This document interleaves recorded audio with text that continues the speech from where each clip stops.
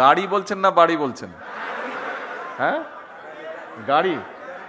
আমি আমি আসছিলাম, সেটাতেই আমি আসছিলাম।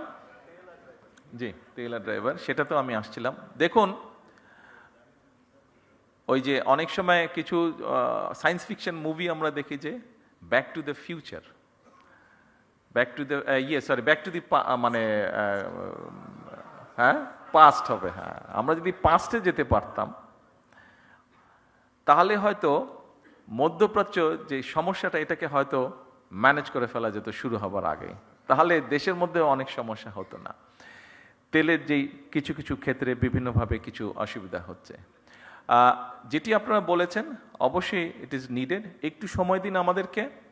আমরা যেহেতু পিছন তো যেতে পারবো না, সামনে পিছনে যেই সমস্যাটা তৈরি হয়েছে এটার জন্য আরও সমস্যা তৈরি হয়েছে। আমাদেরকে অতিরিক্ত অনেক বেশি দাম দিয়ে দেশের মানুষ যাতে স্বাভাবিকভাবে সব কিছু রাখতে পারে, আমাদের যেরকম ভর্তুকির পরিমাণ বাড়াতে হয়েছে জ্বালানিতে, একইভাবে ইন্টারন্যাশনাল মার্কেট থেকে $2 বিলিয়নেরও বেশি ডলার দিয়ে আমাদেরকে ইমিডিয়েট তেল ক্রয় করতে হয়েছে। তার ফলে সরকারের বা জনগণের অনেকগুলো অর্থ খরচ হয়ে গিয়েছে।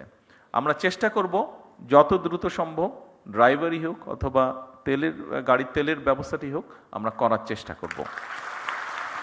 একটু একটু সময় দিতে হবে আমাদেরকে, একটু সময় লাগবে, পুরো জিনিসটা ম্যানেজ করার জন্য একটু সময় লাগবে। আপনারা একটু ধৈর্য ধরেন, ইনশাল্লাহ বাকিগুলো ধীরে ধীরে আমরা করব। তবে নিরাপত্তার বিষয়টি আমরা ইনশাল্লাহ ইমিডিয়েটলি দেখব।